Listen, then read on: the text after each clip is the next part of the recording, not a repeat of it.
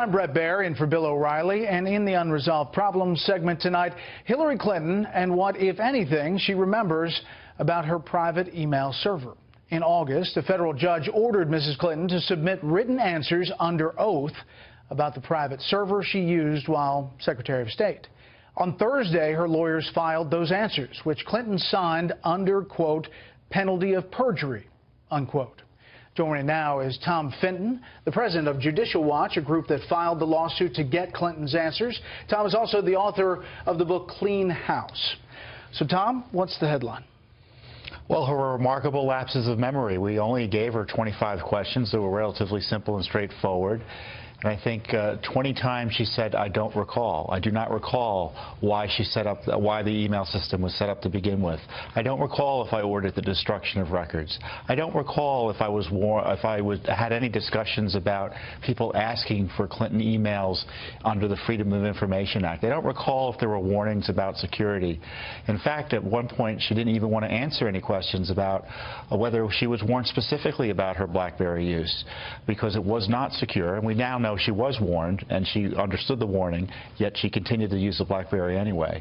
But remarkable lapses of memory about pretty much everything related to the Clinton email issue, and I don't think it's terribly credible. And it shows that she doesn't want to disclose what she does recall about the email issue. There are some lawmakers on Capitol Hill who said in her testimony that she essentially lied, and they can prove that, but they have not brought anything forward, obviously, with the FBI.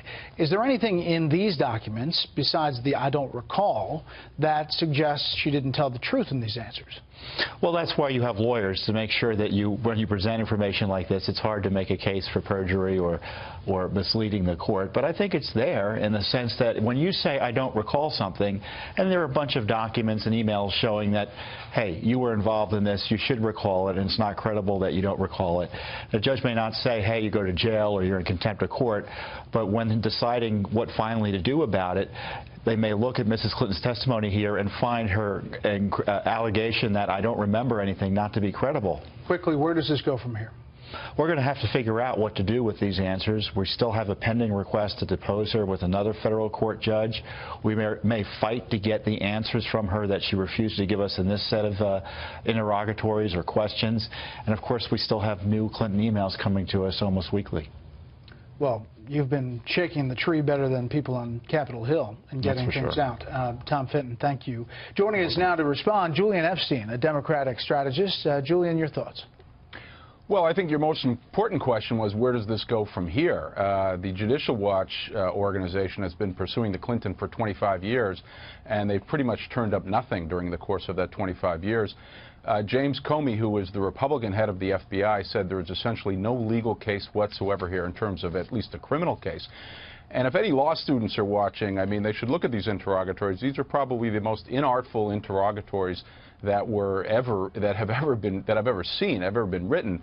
And they ask things like, do you remember conversations that were occurring 3 levels down from you, Secretary Clinton, about possible conflicts with the federal record-keeping laws or possible dangers, endangerment in terms of cybersecurity and hacking?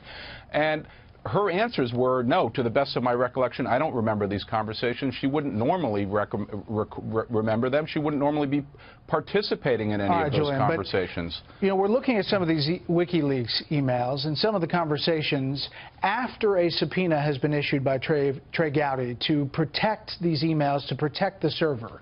And they are communicating with staff to say, what should we hand over, what shouldn't we hand over, and is the server really under this subpoena? I mean, doesn't that raise some questions? That's an entirely different question from the subject you're talking about with Tom, which is the inartful questions that were asked and the responses from our attorneys. In terms of but they asked, the question you were just talking about with Harry, did you order let me the respond to destruction? that. Yes, let me respond to that. So if a congressional committee, and I used to be staff director of that congressional committee, the Government Reform Committee, if a congressional committee subpoenas a document from Secretary Clinton, the question John Podesta would normally ask Cheryl Mills of the State Department is, should we hold these back? There would be 2 reasons legally that they would legally be entitled to hold them back. One is if they were subject to executive privilege.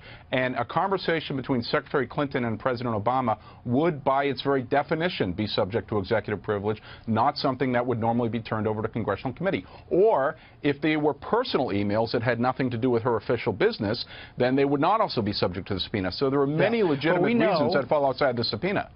We know that work emails were were erased in that server. We know that. The FBI told us that. And the fact that she couldn't remember whether she ordered the destruction of that server or not is kind of interesting. I think what she said in the response, if you read it closely, was, and this is real clear contextually, is that her attorneys and her legal team went through and made their best determination as to what were official records and therefore needed to be maintained under federal record-keeping laws and what were personal. And the ones that her legal team determined to be personal were the ones that were not preserved, and that's consistent with the law. Comey had access to the emails you're referring to, and he still came up with the same conclusion, that there was no violation of law here. Yeah, but he also said there were work emails and there were classified emails on that server. Julian, thank you very much.